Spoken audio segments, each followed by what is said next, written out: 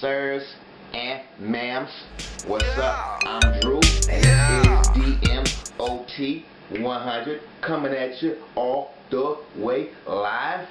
And I had me some seafood pasta earlier too. I had some octopus, some squid, some cuttlefish, some clams, some mussels, and some angel hair pasta, some Parmesan cheese on there, some cracked black pepper, some butter, and some jalapeno. And Michael Jordan, did you know Michael Jordan had seafood pasta before he won every single championship game that he played in? And you know who else had seafood pasta? Superman. Superman had seafood pasta. Before he would go out to fight the bad dudes, he would go into the phone booth. He would have 2 shots of tequila. He would make 3 collect calls to his hoes, and then he would spin around,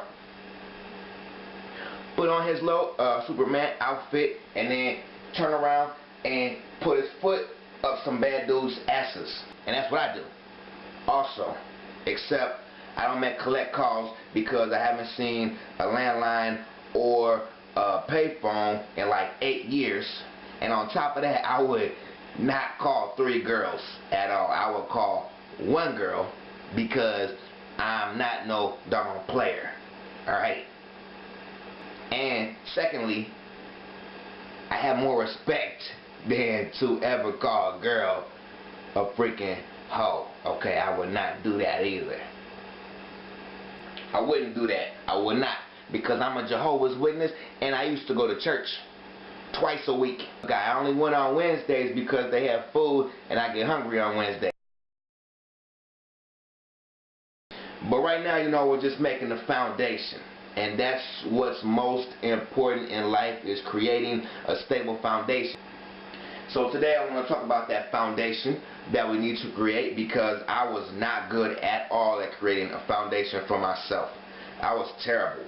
You know, I had a small start to one in the beginning, but then it started to fall apart as life went on, like most of our foundations. Well, I won't say most because I can't speak for everybody, but I do definitely know that the very successful are few and the less successful are many. Are you determined to be more successful or not? You know, which one are you going to do? You know, whenever you're thinking about life and what am I supposed to do and how am I supposed to do it, well, you do it like this, you do it like that, or you don't do it. If you don't do it, you're bound to fail and drizz out. Definitely. If you do it like this, you got an okay chance. But if you do it like that, all the way, and put forth some passion and effort into it, then you can make things happen. But you have to have the foundation first. So how do you find the foundation? You know, it's like you're walking around and you're lost. You don't know what exactly you want to do. You're working at a job, but you're not really going anywhere. But you think to yourself, what am I supposed to do?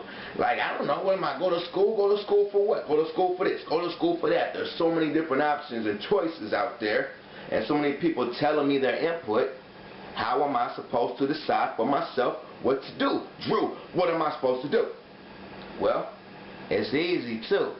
Life is so much simpler than we make it. I mean, for real, it's like we make things so doggone complicated. It's crazy, and it tears me up, man, to just see everybody out here and we're all just like, oh man, dang, you know, just thinking into everything and making such a big deal out of it, and it's not a big deal at all.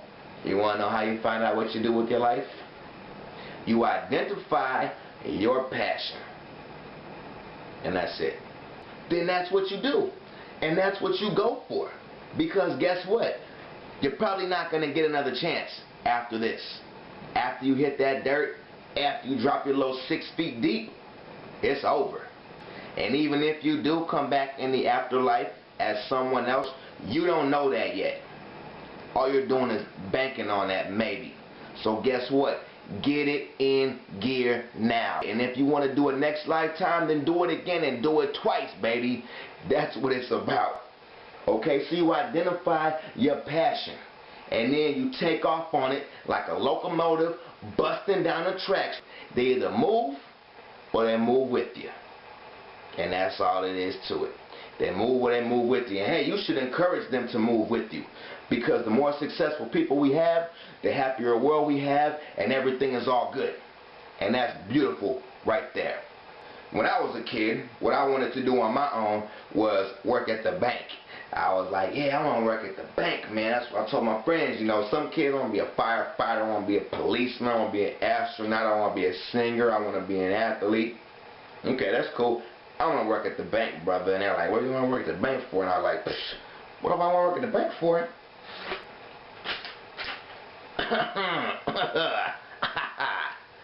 Yeah, that's why I want to work at the bank, buddy. Money. But of course, you know, soon after that, my parents explained to me that, yo, you can't just take the money, Drew. Like, you have to work for it. Even the people that are in the bank have to work for it. So I was like, man, dang.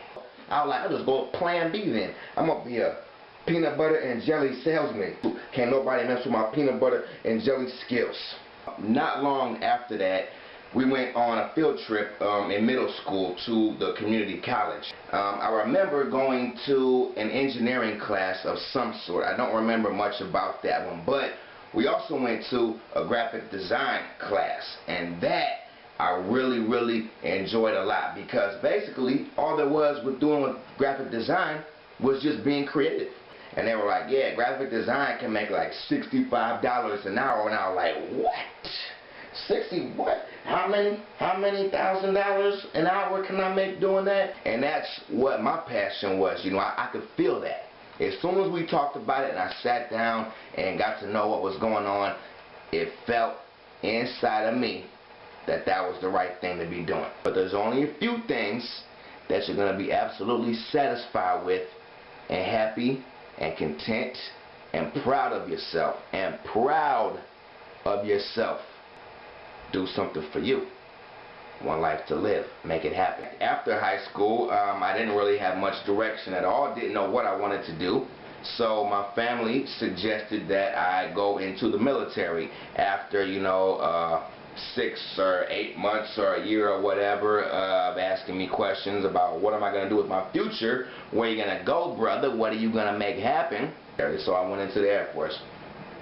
And it was an alright experience, you know. Looking at it in hindsight, it was a good experience, matter of fact. But while I was in there, I didn't like it at all. Because as soon as I came home and saw all my friends, the life that they were living and the life that I used to be living, I was like, yo, I don't even want to go back at all.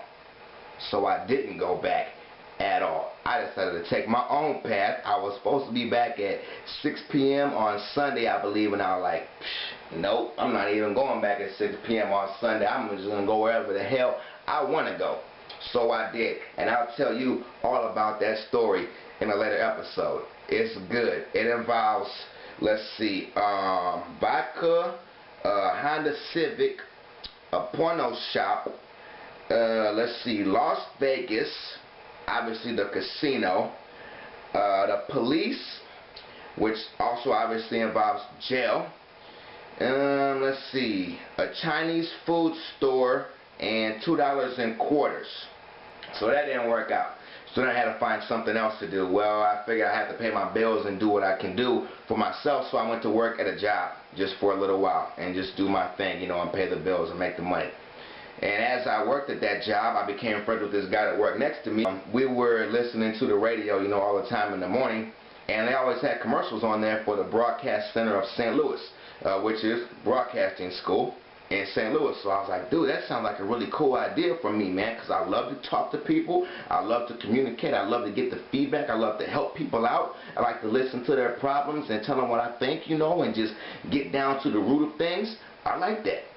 The only problem was, as I went there, I had to work 2 jobs, which tired me out. I got disgruntled with the curriculum. I just wanted to have a talk show where I could communicate with everybody who had anything on their mind to just come at me and say, yo, I want to talk about this. And I say, boom, me too. Let's do it. Let's make it happen. I love ya. Let's do it. Okay? So I kind of let myself fade off of my motivation a little bit, which of course I shouldn't have. No matter what you're doing, if it's something that you're in the middle of, that you signed up for, that you asked for, and that you made a promise to yourself and other people that you were going to finish and give your all, do it. At least give it that much. You owe that to yourself. You owe that to the people around you that love you. They want to see you succeed too. I want to see you succeed too. Okay? So make it happen. Do it to it. Your passion. What do you want to do? Where do you want to go? Let me make a list of all the things that I'm passionate about. All the things that I love. Boom, boom, boom. Bang, bang, bang. Bop, bop, bop. All those things, yeah, I like those things right there. Okay, that's good. Now you have your list of the things that you like. Now you have to differentiate these things a little bit from actuality and fantasy.